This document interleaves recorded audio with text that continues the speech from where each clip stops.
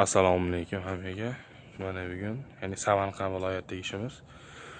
Akamiz Eron toshlarini qo'ydirgan ekan. Mana sho'rchi ketgan. O'zi yaqindan qildim dedi. Bu taraflarda ham u derazani taglarida sho'rchi ketgan ekanlar. Mana shu holatda. Bu taraf ishlaka bilan o'yir ekan. Bizga murojaatga chiqishdi. Mana toshlarimiz ham reykalar, mana shilib kerak ko'rishlaringiz mumkin. Keldi. Bu patключ gaplashgan holatda o'tda shunday keladi. Toshlarimiz bo'lsa, malloq shu toshlarimiz.